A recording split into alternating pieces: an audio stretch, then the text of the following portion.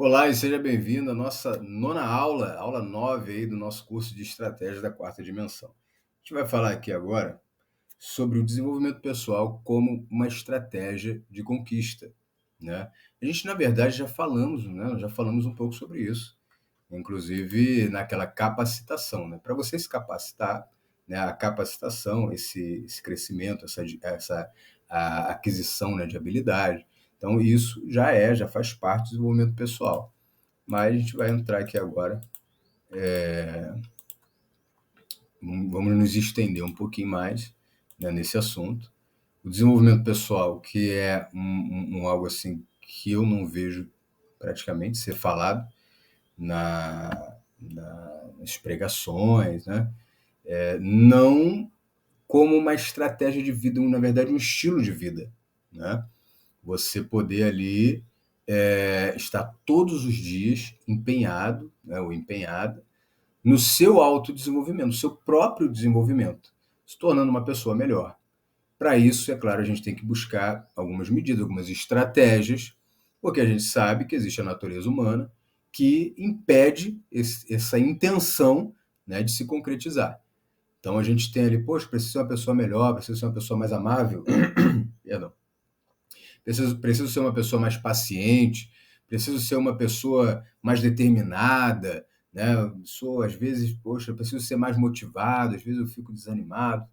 Então, como lidar com isso se a gente tem uma natureza humana que não favorece esses objetivos, né? Então, aqui, nesse slide, a gente tem aqui, esse não, Filipenses. Filipenses capítulo 1, versículo 6, né? Estou plenamente certo de que aquele que começou a boa obra em vós há de completá-la até o dia de Cristo Jesus.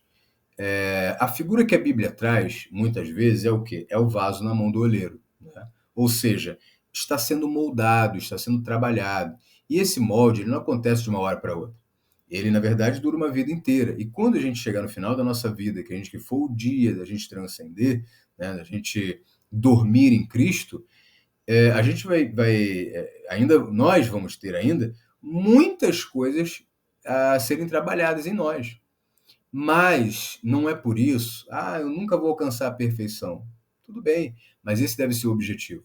Porque quando a gente tem o objetivo de alcançar a perfeição, conforme a revelação de Mateus, a orientação de Deus, né, em Mateus 5,48, quando ele diz que nós devemos ser perfeitos como o Pai Celestial é, esse objetivo extremamente alto é para que a gente não se acomode com coisas pequenas, com condições pequenas, com um caráter medíocre. Então a gente realmente, olha, mas isso daqui, ó, é só um CD pirata, leva para casa. Não, a Bíblia diz para ser perfeito. É só uma passagem aqui que você não vai pagar, é só você pular aquele muro ali.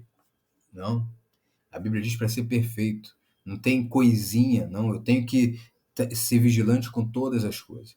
E esse aperfeiçoamento, essa obra que é completada, né, de dia após dia, até que o Cristo volte, até que o Senhor Jesus volte, isso tem que ser um estilo de vida nosso. Todos os dias buscando melhorar em algum aspecto, alguma coisa. Estou aprendendo aqui, aprendi mais um detalhe de como me organizar, de como ser mais amável, de como ser mais paciente.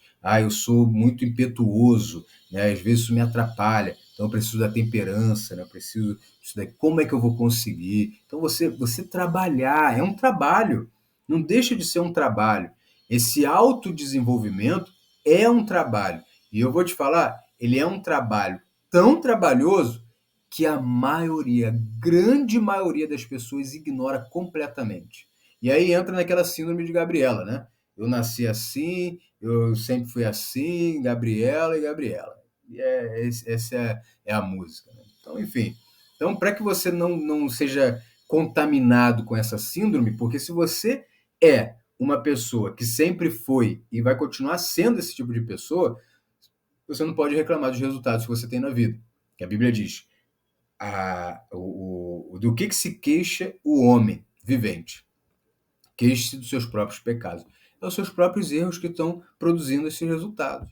Então, se o resultado não está bom, Então eu preciso mudar o quê? Eu não tenho que ficar arrumando culpado, eu não tenho que olhar aqui, é culpa do marido, da esposa, do filho, do pai, do presidente, do governador, do prefeito, do vizinho, do pastor da igreja. Não é culpa de ninguém, é culpa nossa, é culpa sua, é culpa minha.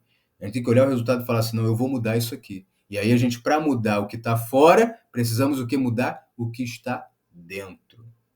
Então, ó, e todos nós, 2 Coríntios 3,18, com o rosto desvendado, contemplando como por espelho a glória do Senhor, somos transformados de glória em glória, na sua própria imagem, como pelo Senhor, o Espírito. O que esse texto está dizendo? Todos os dias, quanto mais tempo eu passo com Deus, quanto mais eu vivo para Deus, quanto mais eu tenho minha mente voltada para o Senhor, quanto mais eu invisto no meu relacionamento com Deus, mais eu sou transformado pelo Espírito de Deus, a imagem de Deus. E aí nós já falamos, no curso de Identidade a gente fala sobre isso. Imagem e semelhança do Senhor não tem nada a ver em ter braço, perna, e ser bonito ou feio, cabelo liso, crespo, ser preto, branco, ser pobre, não tem nada a ver. Nada a ver.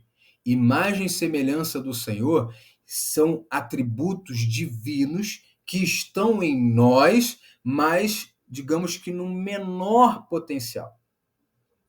Por exemplo, Deus, quando criou o mundo, ele criou em 6 dias, descansou no 7º. O que ele fazia? Palavra, declarava. Haja luz, pá, houve luz. Assim. Que haja divisão entre águas e acontecia. Nós temos o mesmo poder de manifestar a realidade através do poder da palavra. Mas o nosso poder não é essa coisa tipo que haja uma laranja aqui e vai aparecer na hora. Não é?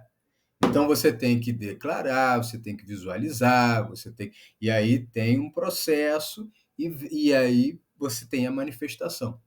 Eu quero uma casa, a casa dos sonhos. E aí você declara, né? Que haja uma casa linda e assim, assado, e aí você visualiza, e aí você se vê lá já morando lá. Se tiver a confirmação de Deus para essa casa, você já pode já sentir lá, e aí você vai se colocar nessa frequência e isso vai se manifestar. Deus, ele faz assim. A gente faz também, mas na maioria das vezes não é assim. Em algumas situações, talvez a gente pode alcançar esse nível. Olha, já ouvi falar em algumas situações que sim, mas, né, vamos colocar assim, de uma maneira geral, pelo menos até então, é o que eu conheço. Se nós, nessa vida, temos o poder de manifestação instantânea, eu não conheço, né? Eu ouvi falar de alguns casos onde algumas pessoas manifestaram ali na hora, alguns objetos. É verdade?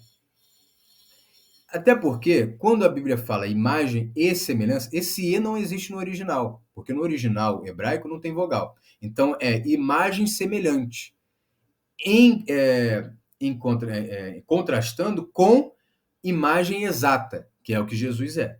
Jesus é a imagem exata. Nós somos imagem semelhante. Jesus é Deus. Nós não somos Deus. Nós somos deuses, filhos de Deus. Então, nós somos deuses, imagem e semelhança do Senhor. Repito, não tem nada a ver com braço e perna. E, até porque Deus é espírito, eu sempre falo sobre isso. E se a gente for pensar dessa forma, a gente vai pensar o quê? O dedinho mindinho está lá em Plutão e o dedo polegar da mão esquerda de Deus está na Terra. Aí Deus movimentou, agora está em Saturno e a cabeça está em Marte. Gente, não existe. Deus, ele é completo em todo lugar, tá? Daí é um outro estudo, uma outra ocasião para a gente falar um pouquinho sobre os atributos de Deus, mas não é assim. Vamos lá. Então, Deus, ele restaura aos poucos essa imagem semelhante. Então a gente vai cada vez mais se tornando mais parecido com Deus. Fisicamente? Não. Os atributos divinos, o poder de Deus, né? o caráter de Deus, isso que é restaurado a nossa vida. Não são características físicas, são características de personalidade, de caráter, de mentalidade. Paulo ele falou que em 1 Coríntios 2, acho que é versículo 18, se eu me recordo, nós temos a mente de Cristo. Mas essa mente de Cristo, ela não acontece assim, de uma hora para outra. É gradual, nós vamos cada vez mais pensando como Deus pensa, observando como Deus observa, sentindo como Deus sente. É isso que é a imagem e semelhança do Senhor sendo restaurada dia após dia na nossa vida. E isso é desenvolvimento pessoal cristão. Amém? A frequência coringa, a gente vai falar sobre ela sim, mas na próxima aula. Te vejo lá.